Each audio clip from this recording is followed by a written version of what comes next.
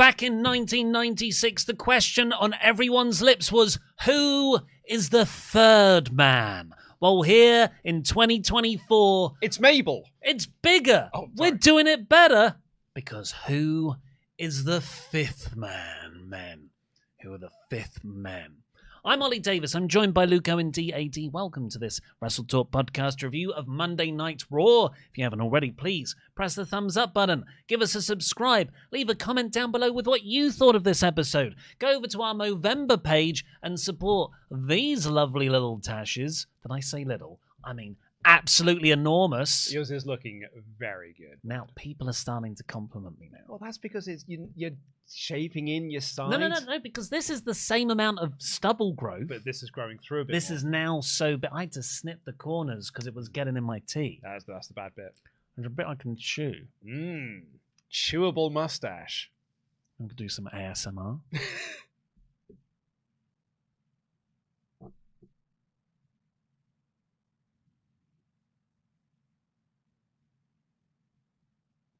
And send in your chat gables to tell us to stop doing that to WrestleTalk.com/support. We'll read out every single one over $5 before the end of the show. That's one for the awards folder, isn't it? When we submit that to the podcast awards, we're just Yeah. like, what's your best clips? It's us just flicking our tashes into the I bet it's not even microphones. picking up. Right, so this episode of Raw... Sorry. Don't you owe me something? Yeah, I do. I've not gone to the... I forgot about this on last week's show. Is it because I brought it up earlier? No, I've been meaning to actually mention this. I actually remembered. So, for anyone who hasn't seen, on the 3 counts that we did leading into Crown Jewel, I said that Roman Reigns was going to get pinned, and you laughed in my face and said, there's no way that Roman is taking the pin in that match. If they're losing, Jimmy Uso's taking the pin. That's the whole point. He's there. Yeah, and you wanted to make a bet for it, and I said 10 English pounds. And Roman... Making a note to get it out of the ATM. I mean, if you're going to do it, I want it on next week's Raw podcast. So like, if you make the note for, next Tuesday. Get £10 But Luke. I was at home on Tuesday evening last week, and my wife was chatting with my in-laws just about, the stuff they usually chat about and stuff. Great British Bake Off, MasterChef and whatnot. And I sat up bolt right and went, Ollie owes me 10 quid. Because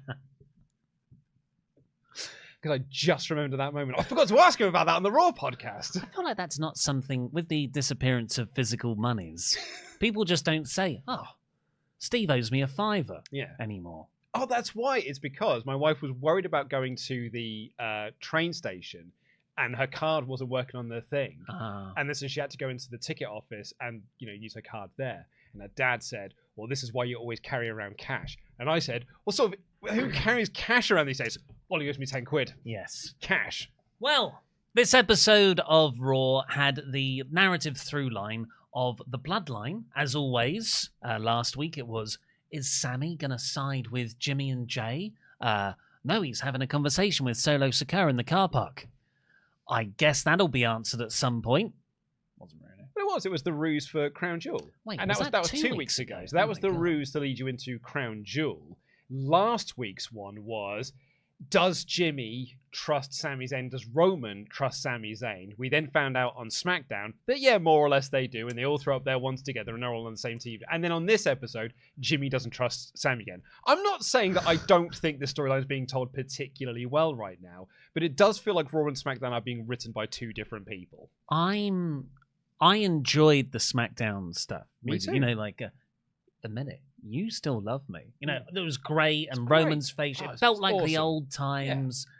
But I do feel like they're relying on my nostalgia to paper over quite a few plot cracks. Yeah, I said this in last week's episode. It feels like this story should have started 3 months ago, but it started 3 weeks ago, and now they're like, oh, we have not got a lot of time to... We're packing in a lot... Like, SmackDown opened with Roman being like, I don't trust any of you. And then at the end of the show, and literally on this, they had a recap. It was like 90 minutes later. And then he's all on the same page and they're all throwing up their wands together. And then on this episode, Jimmy doesn't trust Sami again. But then Sami said on SmackDown, I want an apology. That's all you need to do. But it's not for me. It's for Jay. And Roman goes, I'm sorry for this wasting my damn time. Blah, blah, blah. But so he never got the apology, but then Sami made the save at the end. But he and also, like, but he acknowledged him 2 weeks ago on SmackDown to lead us into Crown Jewel. That's why they tagged together. Maybe that was just a one and done agreement. Okay, this feels like this is the nostalgia. Oh, Jay. Yeah. Oh, but Jay doesn't want the apology. Sami wants Roman to give the apology to Jay. Right, which is grand, and I think all of this is great. Don't then have the show end with you all throwing up the one saying you're all on the same page. Because surely that's the emotional catharsis of we're all back together and we're all in this together. You see, I didn't take it as we're all on the same page. I took it as we're going to do this for a bit and we're still going to have tension for a couple of weeks. Because we need to get to Survivor Series. We've got 3 weeks of TV to film, man. So yeah, regardless of what happened on SmackDown, Jimmy and Sami are still kind of at loggerheads. Yes. And they have a backstage skit partway through the show. And where is it here? They're there with Jay. And Sami says, I'm going to go find a friend. Because they need a fifth man for the team. It's not 4-on-4. It is going to be a 5-on-5 War Games match. And so in this backstage segment, they were like, we need to find a fifth guy for our teams. My question is, I don't think you do. You could have said this is a 4-on-4. Because maybe we'll go into the spoilers. Yeah. Because they've taped next week's episode because of, I guess, the holidays? I think they don't care anymore. I think next year, 50% of Raw is going to be pre-taped. It doesn't matter these days. It doesn't affect their ratings whatsoever. But we find out who the either guy is, and I think I would have rather have just been Bloodline. But regardless, they're like, we need to find our fifth members for each team. So Sami has an idea, and he walks away. And Wade Barrett immediately is like, I hope he's not calling Kevin Owens. Yeah, that would have been amazing. Just a phone call. It's like, Kevin, what are you up to at the moment? I don't watch SmackDown a lot. I know I was there, but what are you up to these days? So breaking necks. This was slightly in the Bloodline stuff on SmackDown because Solo's like, well, you're gonna need to verse us 5, doesn't he? Says that. Then he brings out Sami. And Roman's like, what? He's got his what face on. And yeah, Sami is meant to be the fifth member, but he's not. It's the 4. Okay, it's 4-on-4. So I guess they did say it was 5-on-5. Yeah, in a way. I think it's because who's making it be 5? Aldis? Nick Aldis. Nick Aldis is. Because I feel like this really is something they have control over, the Bloodline. They're not like, now we have to go find a fifth man. Who's telling you to do that? Well, I guess it's just the stipulation of the match that it's 5-on-5. It was 5-on-5 last year. It was, it was 4-on-4 the year before that. So, yeah, maybe history's not on their side. So they both go off, and later on they come. They're sort of backstage, and the next one is it's Bronson Reed. Bronson Reed comes out. He's got a bit. He calls out Seth. Seth comes out. They have a great pull apart brawl. Not as good as previous weeks, but it's always fun. Bronson Reed does a dive through the ropes outside, just onto security. Yeah. They even made that point on commentary. It's just like he hit everyone apart from his intended target. And then backstage, Seth is screaming at Pierce, like, I want a match with Reed. And Pierce is like, okay, you get one more match next week. And I was like, next week? I don't know why, Pierce is like, why do you want to have this match? He won. Yeah. The last time they had a match, Seth won. Why would Pierce be like, I don't know if you want to have that match again? He's clearly fine. Yeah. And wouldn't it have just been better if Reed won? Well, the reason for it is on-screen tension. That's why that thing's done. Oh, I see. It's so because there was a bit of TV that needed to be filled, and it's more dramatic if Pierce just doesn't want it to happen. Fair, regardless of if that makes sense or not. But you can have that if Reed wins at Crown Jewel. Yeah, that would be cool. Would have much preferred that. So when Pierce leaves after making the match for next week, Sami walks into shot and he says, hey, Seth, want to be our fifth guy for War Games? And Seth says, Sami, you're out of your mind. And I can't believe anyone is teaming with Roman Reigns again. Yeah. Absolutely fair. I appreciate you, but the answer is no.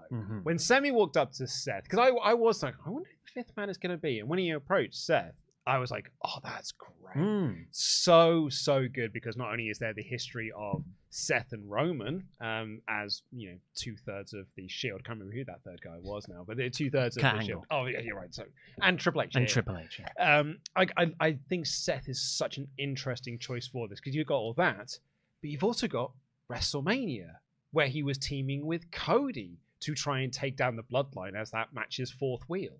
So I think Seth is such a great narrative choice for this. And it's a great character piece for Seth as well.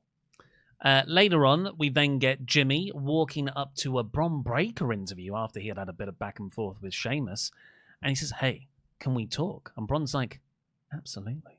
And I think that is a great choice as well. Because that's Jimmy looking at who is on the Raw roster being like, well, he's dangerous. He's like a real big brute. We should have him on our team. IC champion. IC champ. It makes complete sense. Not thinking he's the guy that took the IC belt from my brother. Like he's not seeing the sort of the bigger picture ramifications of trying to bring Bron Breakker into the situation they're in and how that would make Jay feel. Whereas Sami would always think about Jay's feelings first. And that's what Jimmy is not doing. So I loved this backstage segment as well. Congratulations for saying, bring Bron Breakker back. That was very well done. I did have to think about it. There was another detail there, another layer, which is Bron had that moment with Jacob Fatu.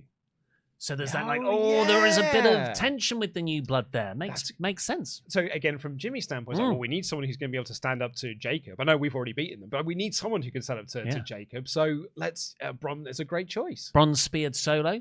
Yeah. Anyway, that's that bit there. And then the last segment was Kathy Kelly's trying to interview Sami as he's leaving the arena. He's going through the car park. Yes, Rollins. And Solo Sikoa and Jacob Fatu are standing there mean by a car. Jacob like this, in the praying hands emoji, and they offer Seth to join their team. Yeah, and actually, you hate Roman Reigns. I hate him too. Before Rollins showed up in this bit, I actually thought, Seth is just a spot. That's just a guy that Sami's asked, and he's going to turn him down. Another guy will turn him down, and the third person he asked will be the guy. But this segment here made me think, Seth's probably definitely going to be the guy, especially when he said, I will never team with Roman Reigns and I'll never team with a wannabe Roman Reigns, in reference to Solo, and he walked off.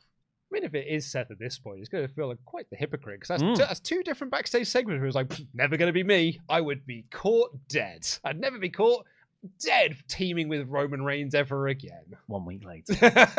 I guess I'm teaming with Roman Reigns. It's always the cut, like absolutely in the comedy films. Absolutely not. I'm not going to go there. No. And then jump cut. I guess I'm here. But that's you got TV to fill, Luke. Maybe people might think I'm being a bit glib about all of this. I genuinely do think this is great stuff. Like, I think the Bloodline story over the last few weeks has felt rushed, which has been very counter to what the Bloodline storyline has been previously, which is a lot more measured, a lot more eked out, sort of week by week. Sort of feel like we're getting sort of two big angles per show, and it feels like they could have spread those over two different shows. So, but that aside, these segments here I thought were really, really great because it's all based around like the character work. Like it's Seth thinking who's the best person to go for. Sami thinking who's the best person to go for. It's Seth. You were literally brothers. This is a brotherhood at the moment. Promo last week was, I see Jimmy Uso, I see Jey Uso, I see Sami Uso. So he's like, okay, it's brothers then. Seth and Roman were brothers. They were brothers in arms in the Shield. So he's the most natural fit to bring into this brotherhood of mutants to take on the baddies over there. So I love all of that. And I love Jimmy going to Bron. I think Solo going after Seth for the same reasons of like, you hate Roman Reigns as much as I do. I think a lot of this is really, really great. I just don't think it needs to be a 5-on-5 match.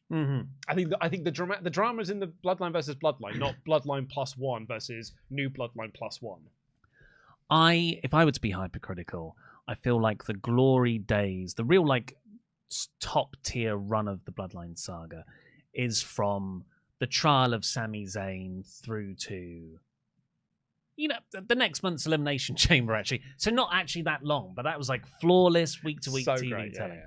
Yeah. Because a lot of it felt like it was naturally occurring.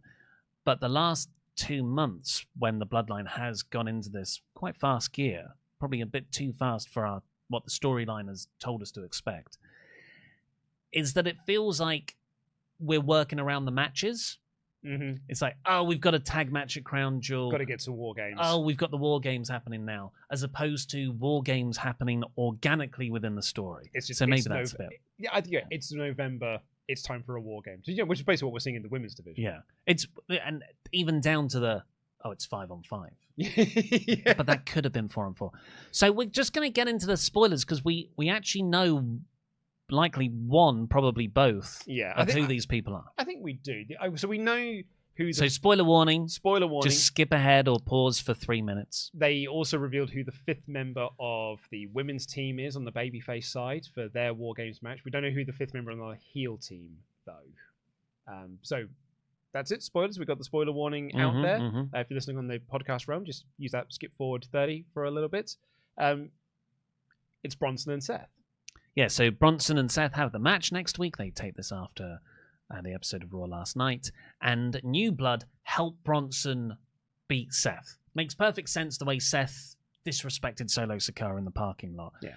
And then you would assume that Seth will be the 5th member for the OG Bloodline to round that out. And that's the only bit that makes me like the 5-on-5 thing. Mm-hmm. Because... yeah, Seth makes sense character-wise. He's teaming with Roman again. He's going against Solo. But the elevation up the card of Bronson Reed here, after we were all pretty annoyed about the Crown Jewel loss, I think this is so... it'd be better if he had also won at Crown Jewel, but getting him in the main event War Games match is a huge rub for the guy. I take your point, and I do agree.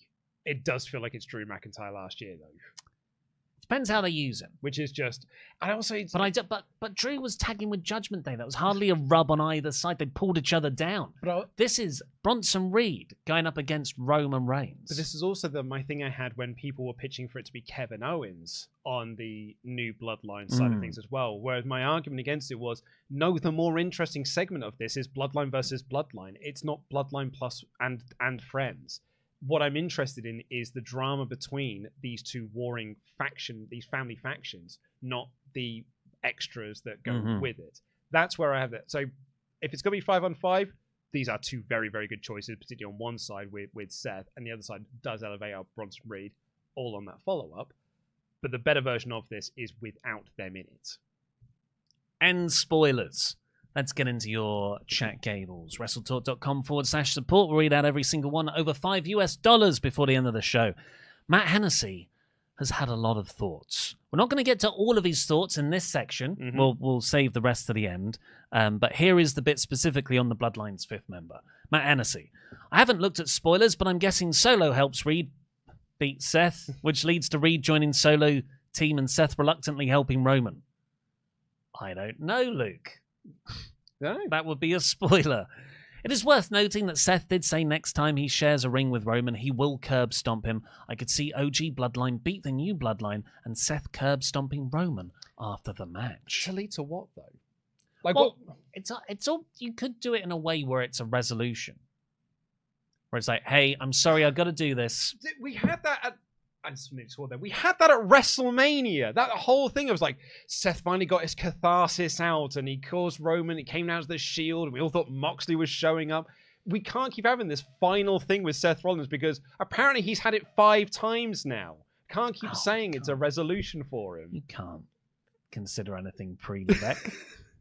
Unless it's to the benefit, in which case you definitely can. Luke Owen's #1 fan says, was hoping Heyman would return and announce that he knows a guy to join Roman, with it being CM Punk. This would have started the story for my predicted Mania 42 main event, a Roman versus Punk, with Punk as the heel after Heyman chooses Punk instead of Roman. Wow. Look, if it's that, because we're not in spoiler territory now, if it's that, that's great. Yeah, that's great. That is how Punk gets his main event. But everything aside, I do feel like, and this is sort of parroting what Brian Alvarez fancy booked, Paul Heyman should have been a presence in this to get the OG Bloodline back together. I pitched him as Sad Nick Fury. Did I told you yesterday, on the chat. So I was listening to Wrestling Observer Radio yesterday, and Brian Alvarez does say this, and the reason he gives is because Paul Heyman can sell ice cubes to Eskimos. And then Brian Alvarez points out, because it's a popular saying, I don't know if that's politically correct to say anymore. And Dave Meltzer says, ice cream? As if, and Brian goes, no, that's not the ice cubes wasn't the wrong part. That's not the problem. I lost it. I thought they are so funny sometimes. We've had some real great Dave-isms this year. I'm not sure how much could top. What do you want to talk about? But no, this is a very serious matter. What was it? That was on the Vince allegations and stuff.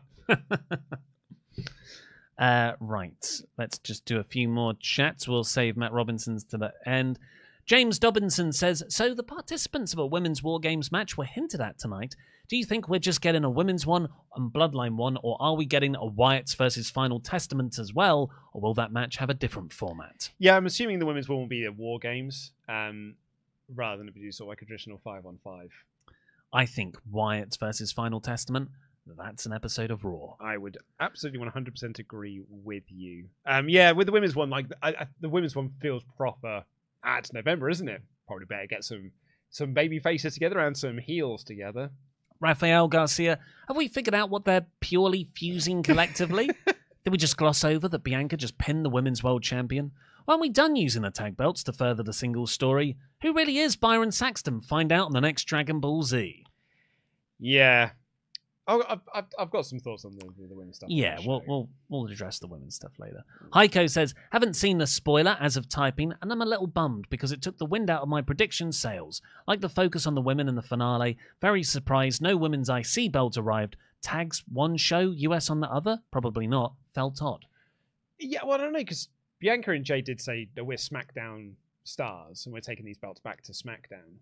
But unless, of course, a Raw team just beats them and they just get the tag belts. I thought the tag belts were always floaters. But I think what Hiko is pitching here right. is that once the women's US title gets a champion, then the women's tag belts just become Raw exclusive belts. Like, that's your women's mid-card belt for Raw, and on SmackDown, it's the US Championship. I don't feel like there's enough women wrestlers on the main roster to justify all these titles. No. I don't know if they've said this, but maybe the women's mid-card title floats as well.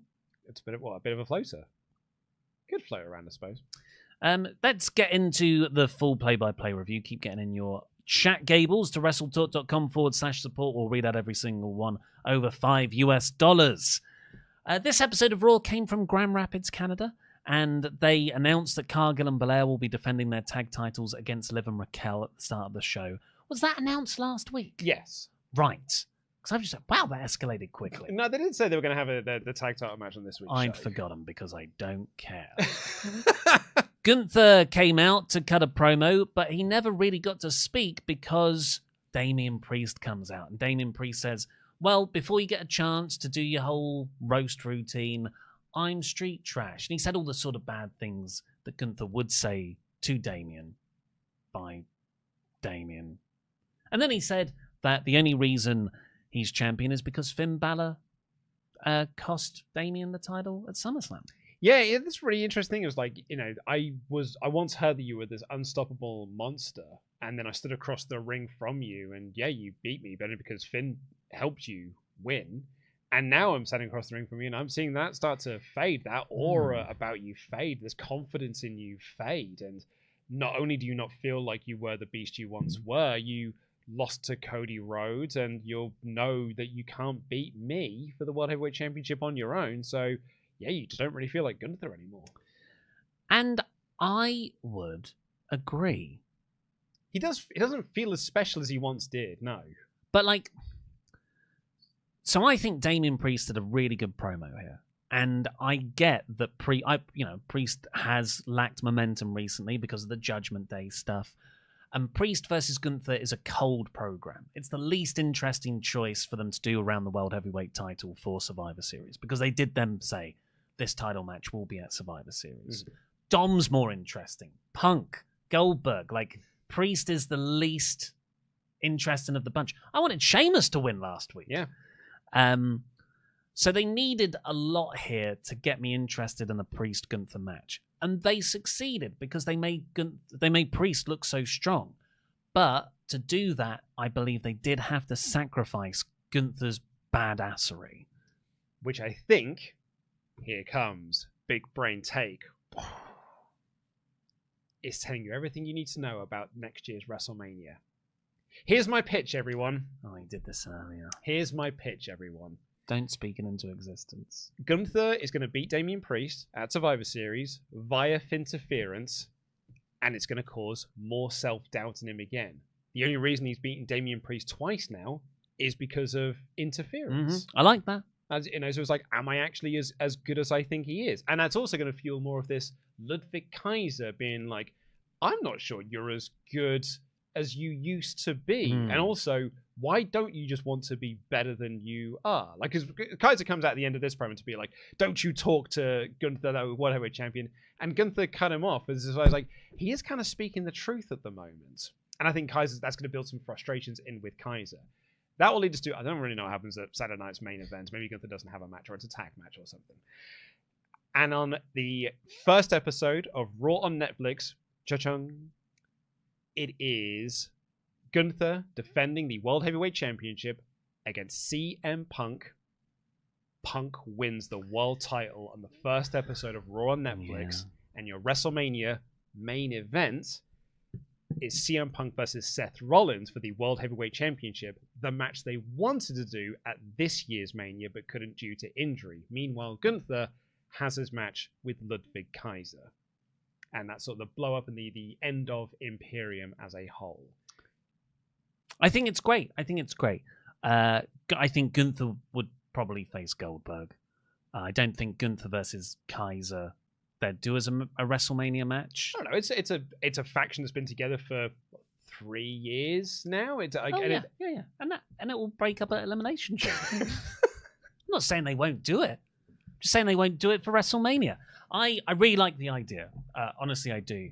And I think that's a great trajectory for Punk. It sort of keeps facilitating what feels like a Gunther face turn since he lost it with Cody. And that's what I mean. Yeah. So he goes into Mania against Kaiser the heel, and then you can do the Goldberg match where he beats Goldberg, gets the rub off there in a Saudi Arabia arena, which feels like a very place for Goldberg to cap off his illustrious career. So I like this story. I like your booking. Thank you. I don't want it. Do you know what I mean? Like I get we need 3-dimensional characters. We need these invincible people to have flaws in them. But not all the time. Not everything has to be Shades of Grey, Daniel Craig, James Bond. Sometimes I want Roger Moore. Oh, I agree. I want Gunther. He is the best Bond. Gunther is just this guy who never loses. He doesn't care. He doesn't show anybody proper respect. You know, he's got his code of ethics and stuff. What got me here is that Gunther sold Damian's speech, which I get is needed. It's the doubt, but I don't want Gunther to show doubt. Dude, I've been saying this like since he won the belt. It's like you never been presenting Gunther as the way you should be presenting Gunther, as the way that Gunther had been presented while he was IC champ. But now I'm saying it.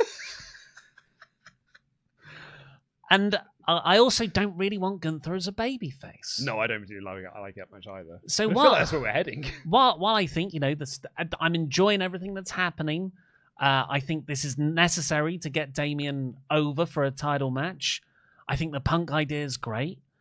I don't want that from Gunther. No. Do you know why the Punk idea is great, if I can toot my own horn?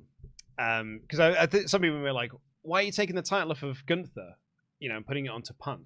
So 2 reasons. Number 1, they get to do the WrestleMania main event they wanted to do this year and didn't get to do it. But number 2, and I think this is a more crucial and important point, that first Raw on Netflix theoretically is going to have the largest audience that WWE has ever had for an episode of Raw ever.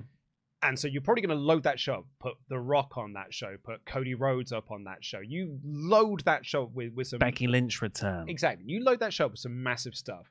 And what more of a massive way to cap it off to a potential brand new audience than a world title change? Yeah. And it's like, whoa, I got to see the world title change hands. Better tune in next week to see what the next step is. You need to have points to people grab hold of to hook them into watch the week after. It's the start of a new series. Yeah. And yeah, you're going to have all these new viewers and boom, okay, I got to see this title reign start. It's episode 1. Yeah. After that, we got Damage Control versus Pure Fusion Collective, and it's a 6-woman tag because Dakota Kai is here. This is nice. I mean, it does push Io Sky a little bit further away from being the important factor of this World Championship match that she's going for. I think what it really does is push her further away from the mic. So, Dakota Kai can cut all the promos in English. Their promo time is going down, trust me. It's like Carlitos. Yeah. So, okay, 2 women's matches on the card. Both of them were given time, so that's, the main event, not so much, but still, that is a net positive, I would say. But at the end of this, I was like, man, Io Sky doesn't feel like she's much involved with this women's world title that she's, got the number 1 contendership to. And going by what happens on next week's show, she's going to be even further away from it. Yeah, well, they probably were like, Rhea Ripley's going to be injured for a while. I guess let's make Io Sky number 1 contender. And reports are that Rhea Ripley comes back very quickly. So Io Sky is like, no. But Rhea's back. We never wanted Io. Can we just do this on Raw? Just get out of the way, brush under the rug. So this was a 6-person tag. Pure Fusion Collective, I felt, came out to an anti-pop. Yeah. But it made sense because they were the ones who had injured Kai in the first place, kayfabe-wise. And I thought Shayna looked good here. Yeah. Particularly in the end. Yeah, well, Shayna's always great when she's given those moments to really shine. I think she always shows. She locks in the Kirifuda clutch and on Kai, and Kairi Sane blind takes herself back in. And Shayna immediately just locks the Kirifuda clutch in on. She had 2 finishes still. Yeah. It's like, I'm just going to put it on you instead. I thought it was rad. But in the end, Io hit the moonsault to win, giving her the momentum for the Liv title shot. During all of this and the entrances and stuff, we got Kofi chatting to R-Truth backstage, apologizing for not having his back last week. And Kofi blames it on Woods. And then Woods, he's walking up behind him. He's stood in the background listening to the conversation. He's like, Woods didn't want to come out. I don't know why, but it's just like he's in just really weird place. And Woods walks up and goes, hey guys, what are we talking about? Usually this would be nothing. That's what Kofi would say. But Kofi went, I was just saying how you screwed up. Like, So he's very open about their disagreements. Oh, totally, yeah. I love this. And Kofi set up a match with Pete Dunne and all of this because R-Truth had called Pete Dunne Butch last week, and that they wanted a match. Well, I want to have a chat with you about that. That's not my name. Woods said, don't get involved, Kofi, but Kofi was like... They call me Stacey. They call me her. That's not my name. Kofi said, we will have a match tonight. And Truth said, be careful because that Pete's okay, but got to worry about Butch. Comedy. Funny. Then we had the Sami, Jay, and Jimmy bit backstage. Then we got Kofi Kingston versus Pete Dunne. I felt watching this, particularly when it didn't just end immediately after the ad break, like it got a bit of time. I felt like this match was on heat. The old WWF early noughties show, Heat. Is that why I liked this so much? It transported me back to Sunday afternoons, Channel 4, 5 o'clock. Yeah. Watching Sunday Night Heat and watching Raven versus Pete Gas. Or but maybe because Pete Dunne reminds me of William Regal a lot. It was like William Regal's having a little feud with Crash Holly. 3 other mid-carders. But there's a story. Oh, yeah, and it's important to us. Yeah. Yeah. I was way more invested in this little mid-undercard story than a lot of the stuff in wrestling. So I think that's what I mean when I say it felt like a heat match. If you ever wonder why UK fans have got such an affinity for Kai and Tai, the Headbangers, or the Mean Street Posse, it's because we watch Sunday Night Heat on a Sunday afternoon. But yeah, this match, I thought Dunne was great as always. But Woods is on the outside. He's trying to fire up Kofi. He's being supportive, even though he disagreed with the match happening. But he takes out Pete Dunne outside with a lariat. And Kofi says, what are you doing? Why did you do that? It was behind the referee's back. And that was enough for Pete Dunne to get Kofi back in the ring, hit the bitter end and win. Yeah, good. I like this. And then they're outwardly arguing on the ramp afterwards, New Day. It's really... What I love about this New Day story, aside from the fact that I think week to week... it's always adding brand new wrinkles to it. Well, even though it's kind of treading the same ground of miscommunication, not on the same page, leads to one of them losing, it doesn't feel like it's being repetitive. It always feels like there's something kind of a new little wrinkle being added to what is more or less the same thing each week. So, which I'm really enjoying. Plus, it reminds you we're on the countdown to the New Day celebration episodes. So why do I like that so much? But I want to change the channel whenever I see a Judgment Day backstage segment. Because we've been doing that one for 3 years. Pretty much since the Judgment Day got together, they've been breaking up. I also think I just don't buy it anymore. Oh, no. I feel like the New Day, I'm very invested in Woods and Kofi. I feel like it's a realistic story with emotion I can invest in. And Judgment Day just feels like bickering off a script. Honestly, when we get the backstage segment and Balor starts... It's now. Is it? Oh, is that next? Yeah. When Balor starts bickering with Dominic Mysterio, I proper rolled my eyes being like, this again, is it? Judgment Day Civil War, is it? Wonderful. We are here again with this lot. And there's no Rhea Ripley or Priest. They've only just got back on the same page. They've only just formed this new splinter faction that they were going to get a brand new name. And it's the same old stuff all the time with them. So Judgment Day are backstage in the Little Rascals clubhouse, and Liv and Raquel, they're excited for the tag title shot, but Finn Balor, he's a grumpy demon, because Dom gave Priest that title shot last week. Damien is close to the World Heavyweight title again, and Finn isn't, and it kills him. And Dom says, well, I got closer to the title than you've done recently. Wouldn't it have been more interesting if he was the number one contender? So brilliant. And then Balor sarcastically says, well, we're all in this together, are we? So Dom and Carlito, you should face the War Raiders next week to soften them up for when we have to defend our tag titles against them. Can I give this segment massive praise? I will say actually one of the shining lights of this, because, aside from the fact that it's Judgment Day, because then Liv has to get in and kind of break them up and all this sort of stuff.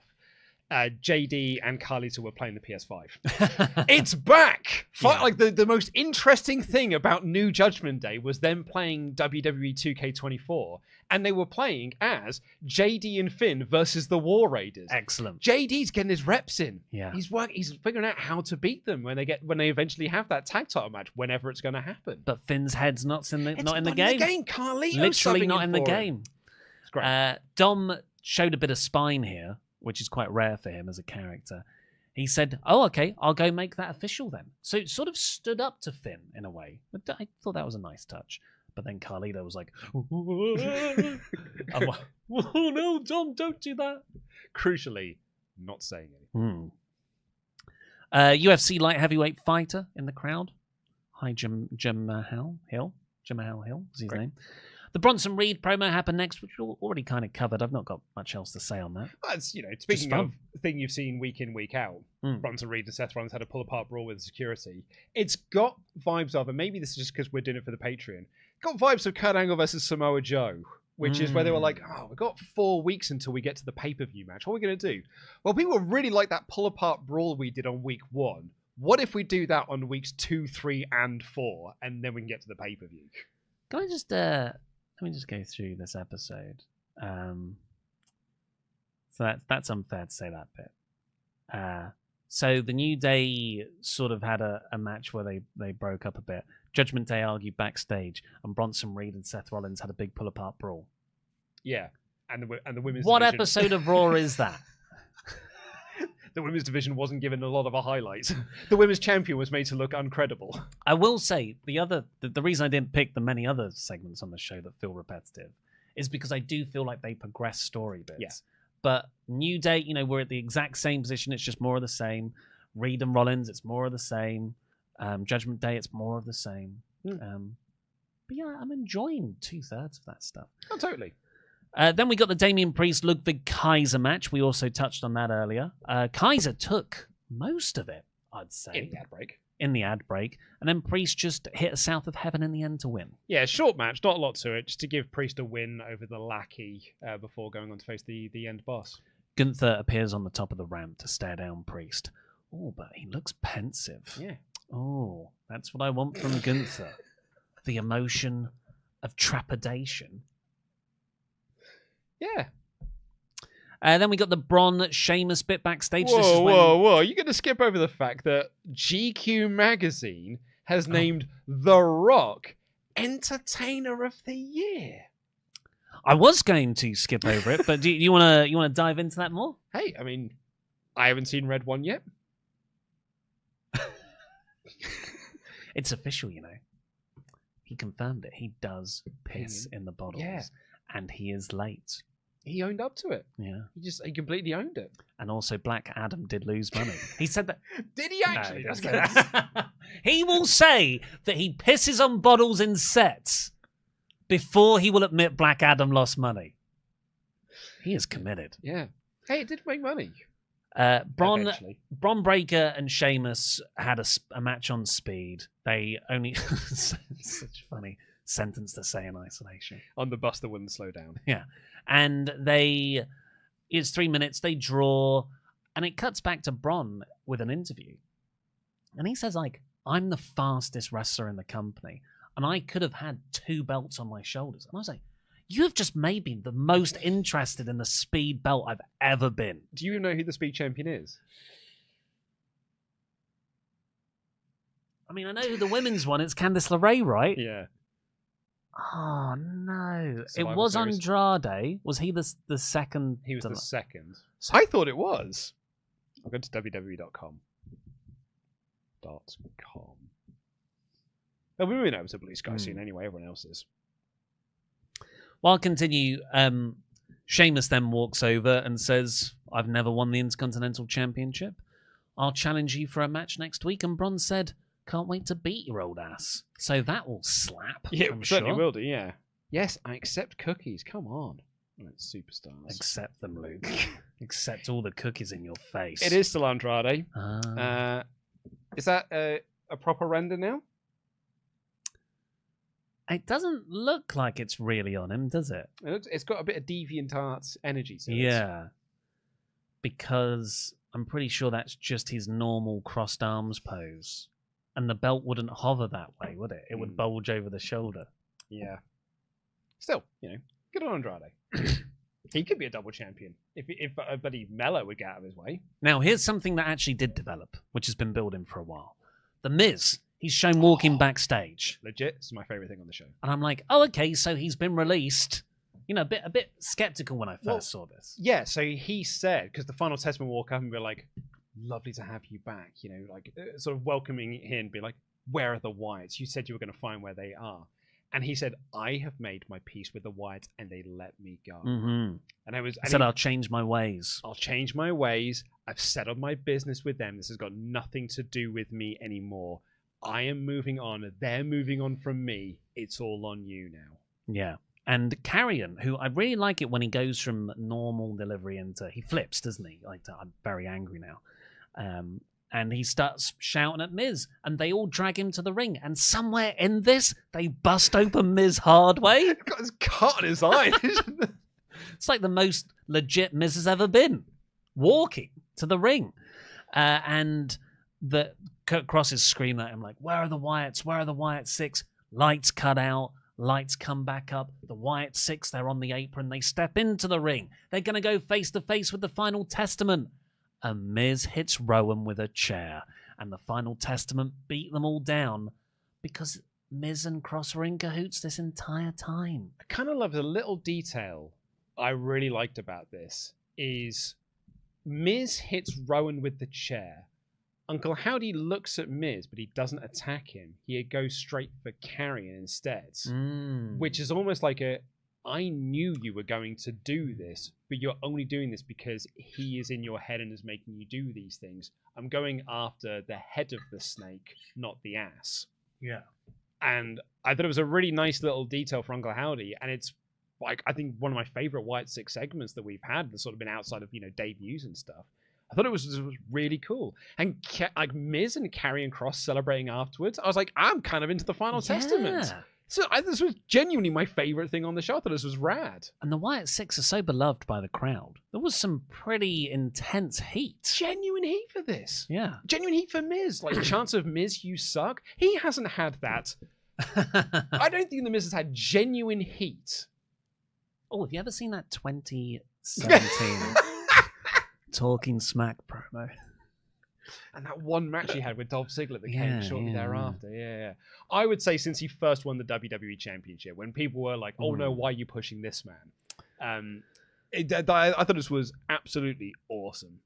I like how the Wyatt Six have been outsmarted as well, because they felt like quite a super-powered faction, which I've been into, but now's the time to give them a bit of fragility. Completely. But not Gunther. Keep Gunther really strong all the time.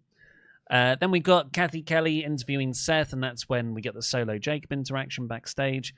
And finally, at the end of the show, the main event with 10 minutes left. Liv and Raquel going for Cargill and Belair's Women's Tag Team Championships. It's mostly Liv not like being weakly booked, because Raquel's the muscle. She's going to go in there and sort things out. I was going to say, here's the question. You've got the Powerbuff girls, very well protected. You've got Raquel Rodriguez, very well protected. And your women's world champion. Of the four in here, who are you going to pin? Belair nearly punches Jade Cargill at one point, and they go, ooh. That's because they hate each other. Yeah. And she was trying to do it for real. She was trying to shoot on her. Wasn't a spot. No, it wasn't a spot. Jonathan Coachman's told me. Jonathan Coachman told me. Coach me. And they go back and forth, yada, yada, yada. Nia Jax and Tiffany Stratton come out to take out Cargill and Belair because they had a thing on SmackDown. And I was like, why are you here? Crown Jewel's gone. And I didn't even consider, Survivor Series for War Games. And then Naomi's there because... Like, why are you here? Like, how did she know that they were going to... She's usually a SmackDown person. And then Cargill and Belair overcome the interference because they're way too superpowered. They win. All the baby faces start to get beaten down. Sky runs down. Why not? And well, she's feuding with... Yeah. Well, no, she's not feuding with Liv. She has a match coming up with Liv. And they all stand... The faces stand tall at the end to close the show.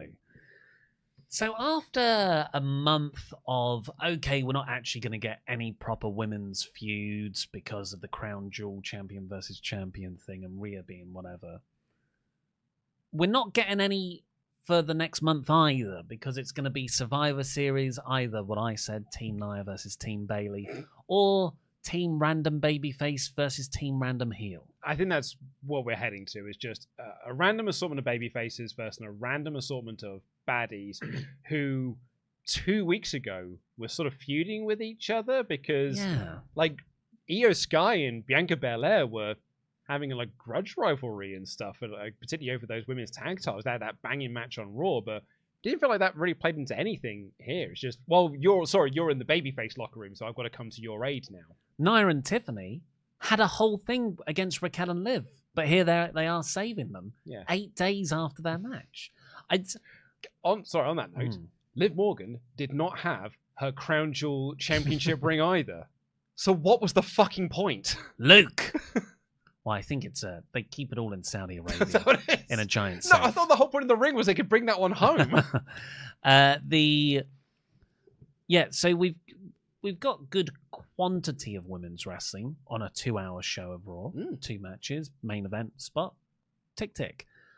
Where it's really suffering is the quality. 100%. And when I say quality, I don't mean in ring. It's the attention that's afforded the characters and stories with this division is just 10 years behind what it is for the men's. Where like Seth has all this character conflict over who he's going to team with for a match 3 weeks away because of stuff that happened years ago. But here we've got, I'm a heel, so I'll help the heels despite just wrestling 8 days ago. If Natalya was involved in this, I would not be surprised. Because it just feels like this is the sort of thing Natalya would find herself wrapped up in. You know, no disrespect to Natalya there. But it's. I don't think this is good enough. More to the point, like, Liv just got pinned. Yeah, that as well. Like, I made the joke earlier, but like, Liv got pinned. Of all the 4 women in that match, they were looked at those 4 women. I was like, you are the least important person in this match, so you can be the one to take the pinfall. Overall, she's the women's world champion. Overall, I think I gave it 68%. Pretty low, but I was just a bit unenthused by the ending and bits there. But as a 2-hour show, I thought it worked a lot better than recent weeks. I mean, it flew by. Yeah. 100%. Yeah. You can have your votes with the poll on screen now as well. Before we get into our remaining chat gables, let's say a very big thank you to our wonderful Pledgehammers on Patreon. The last main event, Malcolm. Shield Maiden, the Zornice. Burly Rob Burwell. He ran Aaron Hanrahan. Let him cook, Alex.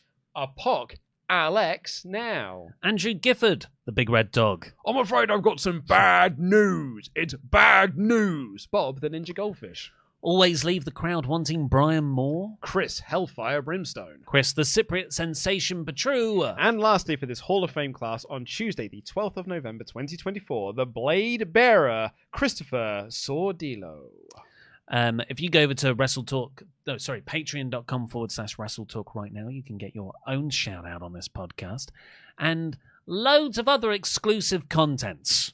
Listen, if you want to hear us talk about the golden years of TNA, genuinely some of the best years that TNA ever had, which are also not great, head on over to patreon.com/WrestleTalk, because we are in the midst. We are gearing up for part 4 of our 5-part series looking at TNA's most successful feud ever, Kurt Angle versus Samoa Joe, where Match. it's a singles match. The tag titles are on the line. There's not an option for that in my GM. No. I can only add one title to a match. It's literally winner takes all. They're going to win every single title that TNA has because it doesn't have its knockouts division yet. Brilliant. I cannot wait. Patreon.com/WrestleTalk. Let's get into our remaining chat gables. This big essay from Matt Hennessy. Thank you very much for your very generous donation to send it in. I'm going to read this as one big block and we'll pick it apart as we go. Now let's talk about the women's war games. To start off with a compliment, over the last several weeks, the women have gotten more TV time in both matches and time for those matches. It seems like Tripp saw the criticism and is spotlighting more talent. It's great. He doesn't see gender. It's great to see talents like Chelsea Green, Mia Yim, and Candice LeRae get more TV time. Mia and Chelsea had a fun mid-card feud last month. Candice is feuding with Bayley and has been inserted into the Tiffany Stratton and Nia Jax storyline, and I find the dynamic of her and Tiffany fighting for Nia's affection to be entertaining. I think a women's mid-card title is long overdue with how much great women's talent WWE has, and with Raw and SmackDown both going 3 hours, that's reported next year, goddamn. It makes sense to me. With all that being said, there are some logic holes. My guess is we will get a women's War Games team of Io versus Team Liv. I think it's Io, Kairi, Jade, Naomi, and Bianca versus Liv, Raquel, Nia, Tiffany, and Candice. I think that's putting a lot onto that it's Team Io when clearly Bianca and Jade are being pushed above her. Why is Bianca okay to team with Io, but not Bayley? Io was part of the same Damage Control group that ruined Bianca's life for 2 years. Io took the women's title from Bianca last year thanks to Damage Control interference. Triple H is a very logical booker, and characters' history and continuity is something he always seems to keep track of and reminds the viewer of ignoring Bianca and Io history is weird to me. Yeah, it's kind of what we agreed with earlier. We've seen him play up on characters' previous history, like how Jay and Roman returns and trying to redeem themselves to people the bloodline traumatized, like KO and Drew justifiably going heel. Even in mid-card, you got the excellent New Day story on Raw. You got the DIY story on SmackDown, with Ciampa being more ruthless because he wants the tag titles back, and he is both frustrated and jealous that Johnny Gargano has been all buddy-buddy with Motor City Machine Guns. The men's storylines, regardless if it's a main event or mid-card story, get a lot of attention put into them. I want the women's storylines to get the same care. I wonder why that might be. Isn't that funny? You do. No, people are like, I just don't know why the women don't get more attention. It's probably because he cares. It's the same. It's the same with Tony Khan. He cares more about this gender over here than this one over here. Which is weird because Triple H does give them TV time. But it's quantity over quality. But I would just think he would go, I should also... It's an afterthought. It's the same way Tony Khan, we had our lipstick service that we had sort of leading into All In, where we're like, oh no, things have been fixed and it's better again. The second that's over, we're back to where we were 5 years ago, and nothing has actually moved on. And I think it's the same with Triple H. And if people be like, well, he did do the women's revolution in NXT, it's like, yeah, because the internet was asking for it at that period of time, and he was looking to be different from what Vince was doing up on the main roster. The second that the internet aren't asking for him to do those sorts of things, he stops doing it. He's very much a people pleaser, or an internet pleaser for someone who claims he's never online. You might say he's a politicker. Well, that's exactly what he's always been. Dakota Kai should be in the Women's War Games, have Kairi getting taken out by a mystery attacker, and Dakota turn on Io in the same way she did to Tegan 5 years ago. Oh, wow. Dakota turn on Sky? I don't think I would go that far. And who's the mystery attacker? So many unanswered questions in what was a long chat. Dakota Kai is the mystery attacker. She takes out Kairi Sane, puts herself into the match, and then she takes out Io. Well, thank you very much for your thoughts there, Matt. Farquhar Force says, fantasy booking. With the new US title, I'd scrap the tag titles, have it on both shows, and determine the first champion using a traditional Survivor Series match, with Jade and Bianca not needing to qualify for the match due to them being tag champs. Does scream a little bit. You used to be upset about singles titles being defended in tag matches. I don't think I would do it. Yeah. I would just do, he loves a tournament. I would just do a tournament. It's the most prestigious way to crown a new champion, definitely. Sid O says, I love the evolution Gunther's character has gone through. Losing to Cody was his philosophy being proven wrong, and his conviction has weakened. He's now even unable to keep Kaiser under control. I love classic Gunther, but giving him nuance is perfect. Yeah, that's directed more towards you. I agree that there is character progression there. I don't want it. It's a matter of taste on this one. I don't find this Gunther as compelling as super strong Gunther. Whereas when it's for some baby faces, I think they absolutely do need a bit of psychological fragility. I would agree. I'm going to tag team. Kevin here said, everyone, thank you Triple H for stopping the match-branded PLE so stipulations can mean something again. Survivor Series, hold my yearly war games that make people who hated each other, Nia, Liv, Bianca and Io, team up for no reason. Kuzu here said, I saw the spoilers for next week and the respective War Games teams LMAO. Between that and no Gunther Punk match, looking like a lackluster Survivor Series. Hopefully Cody KO makes it because the pay-per-view wasn't on Cody's monthly schedule. I saw that schedule. I just thought it didn't go up to December. I just presumed as well that it's KO and Randy, not KO and Cody at Survivor Series. For me, I think I disagree. I actually think that the Bloodline match, I'm into that match. Yeah. Plus ones, notwithstanding, I'm into seeing that War Games match. Sheldon here said, if WWE really want to do Gunther versus Priest at Survivor Series, this will be the first men's world title at Survivor Series since 2019, when the WWE title, NXT, and Universal titles were all defended that night. Yeah, that was the mechanical issues Survivor Series, wasn't it? Yeah. Sheldon again said, the 3 world title matches at Survivor Series 2019, Brock versus Ray for the WWE title, Adam Cole versus Pete Dunne for the NXT title, and The Fiend Bray Wyatt versus Bryan Danielson for the Universal title. So hopefully Gunther versus Priest will happen at the pay-per-view. Well, they did announce it for Survivor Series, so it will happen. Some guy here said, I think War Games should I think the War Game should start the build to Sami's Rumble win. Owen should beat Cody, and we get Sami versus KO for the WWE title at WrestleMania. Cody can feud with Randy, and Rock has Roman. Neither needs the title. That's a really sweet idea, some guy. And I would love that as well, but I really don't see it happening because they have a view, and it's not necessarily incorrect, that the top title should be on the top guys. Also, Cody is like top merch sellers. If not that week, is always in the top 3 conversation. Demon Arc 117, not related to Raw, but I'm excited that Julia Hart is back. She's my favorite thing in wrestling right now. Ever since she joined the House of Black, her presentation has been perfect. Plus, she improved so much in the ring. Needs to be the women's champion as soon as possible. Yeah, nice to see her back on Collision on Saturday. Yeah. Rob Burwell, who's been a member for 38 months in a row, said, Luke, the Moxie thing brought me back to being in that crowd at Mania for 10 seconds when the music hit, being like, come in, Moxley, right? What's the Moxley thing? Do you remember at WrestleMania when the Shield music hit? Oh, and just there was for whatever reason, because we were all so wrapped up in the funness of that match, there's a genuine 10-second moment where we're like, is John Moxley going to show up at WrestleMania? Of course it was Seth. Kevin said, thing is, Bianca did show character consistency on SmackDown. Every time Bayley appears, she wasn't friendly when both Naomi and Jade were fine with her. I even thought this would be what breaks up Jade and Bianca, or almost started up. Or started the breakup. Oh, well. Yeah.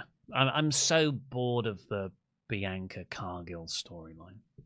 Ultras just simply says Borat on VHS. What an interesting message. What do you think it means? What could that be in reference to?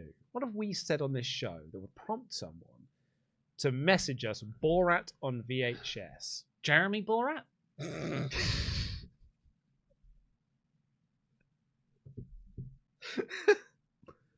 Gabriel Reyes has been a member for 39 months in a row. Said, almost sent a message about Nia helping Liv. Then you hear every point in the edited review, except more than Triple H, to be honest. I expect more from Triple H, to be honest. Cameron P1 said, hey lads, just a chat here, appreciating you guys. As someone who doesn't really have any friends, being able to chat in and talk wrestling really is the best for me. Love you lads, see you on Thursday. Oh, thanks Cameron. Thank you so much. Yeah, we're always here for you. And Mike here said, I know Io coming to save Bianca, Jade and Naomi seems a bit odd because of the tag title feud, but the Io and Bianca dynamic has been on mutual respects of competition. It's a stretch, but not a leap. Plus, Io in the main event scene is a net good. Yeah, I guess, you know, if that's where your expectations are, it isn't that good. Well, here is very interesting, because I'm just going to end the poll here. This is more split than we've had in quite some time. Check this out. 47% thumbs up, 46% in the middle. It's a mid-show. And then the rest is thumbs down. But like that is, we don't tend to get it. That usually it's not a bad show, though. No, it's not. And much like, I've said this many times before, there's never been a bad episode of Triple H WWE Raw. There hasn't been. I would argue that there's been one bad episode of SmackDown, but that was outside of his control. It was when The Rock showed up and was like, by the way, I'm in the WrestleMania main event now. Screw your plans. Yeah. But apart from that, I don't think there's ever been a bad episode. But there is bland episodes. And sometimes that's worse. Yeah. We do start to miss the occasional, you know, wacky Vince ideas. It's less that. I think it's more when something is bland, that is when you start to tune out and lose interest. When something is bad, you're like, oh, do you remember when something was really good? Yeah. Blandness breeds, like, you'd be apathetic to that. Yeah. Well, that's all we've got time for today. Please go over to patreon.com/WrestleTalk to watch all of our exclusive bonus videos over there. There's a big whole, like, almost a year's worth of 3-hour episodes of us looking at classic wrestling pay-per-views. But for now, I've been Ollie Davis. This has been Nuko in DAD. Jam that jam. Jam that jam.